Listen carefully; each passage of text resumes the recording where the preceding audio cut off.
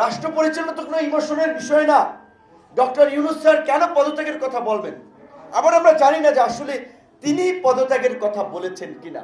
এইটা আমরা শুনতে পেলাম আমরা যে এই আন্দোলনকারী ছাত্রদের একাংশের যে একটা দল এনসিপি, তাদের নেতৃবৃন্দের মাধ্যমে। এখন অনেকে বলছে যে ছাত্রদের কর্মকাণ্ডে প্রধান উপদেষ্টা বিরক্ত, কারণ বিশেষ করে ছাত্র নেতৃবৃন্দ, কারণ তাদের নিয়ে একটা তার আশা, স্বপ্ন, আকাঙ্ক্ষা ছিল যে তরুণরা একটা ভালো কিছু করবে। সেখানে তরুণদের বিরুদ্ধে পুরো রাষ্ট্রযন্ত্র থেকে শুরু করে প্রশাসন সমস্ত জায়গায় হস্তক্ষেপ, প্রেশার ক্রিয়েট করা, 9 মাস পরে এখনো মব জাস্টিস তৈরি করা, বিভিন্ন জায়গায় আপনার বিশৃঙ্খলা তৈরি করা, রাজনৈতিক দলগুলোর মধ্যে বিভাজন এবং বিদ্বেষ তৈরি করতে নানান ধরনের মন্তব্য, কর্মকাণ্ড। আলটিমেটলি যে জুলাই গণ অভ্যুত্থানকে কেন্দ্র করে যে একটা জাতীয় ঐক্য তৈরি হয়েছিল, সেখানে একটা বিভাজনের রেখা স্পষ্টতই দেখা যাচ্ছে। যেখানে তাদের প্রতি বিরক্ত, ত্যক্ত, তাদেরকে সংযত হতে বলেছেন, ভালো কথা। কিন্তু আপনাদের তো রিয়েলিটি বুঝতে হবে। প্রধান উপদেষ্টার আশপাশে যেসব উপদেষ্টারা আছেন, জুলাই গণ অভ্যুত্থানে এটা কোনো বিপ্লব, একটা পরিকল্পনা মাফিক কোনো বিপ্লব ছিল না।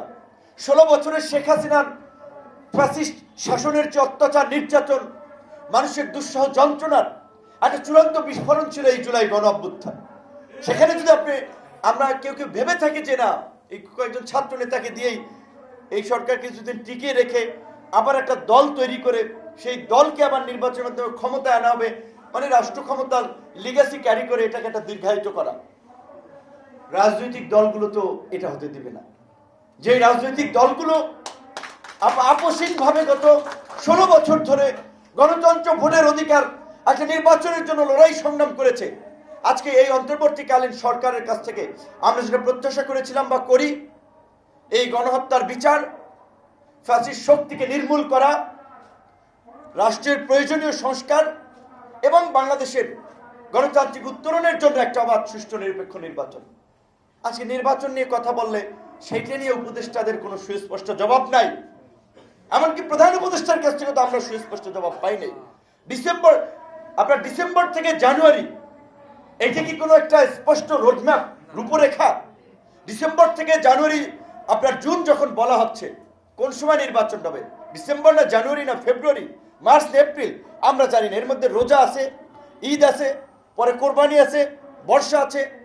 তত রাজনৈতিক দলগুলোর মাঝে একটা সন্দেহ সংশয় তৈরি হবেই যে অস্পষ্ট তারিখ, এবং এইভাবে একটা 6 মাসের একটা গ্যাপ দিয়ে জুন জুলাই বাংলাদেশে নির্বাচন হয় না। তো একটা রাজনৈতিক দলগুলোর সাথে সরকারের আস্থার সম্পর্ক তৈরি হবেই। বিএনপির মতো বড় দল সময় চেয়ে 5-6 দিনে পায় না।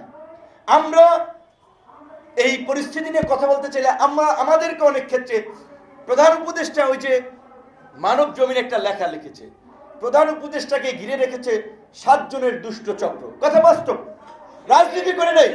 এই লোকগুলো সবসময় 111-এর সময় সুবিধাভোগী ছিল, ওই কুশীলবরাই আবার প্রধান উপদেষ্টার এই 7 জনের দুষ্ট চক্রেরও কেউ কেউ আছেন। আমরা জানি 111-এর কুশীলব ছিলেন, জানি না বিএনপি চেনে কিনা।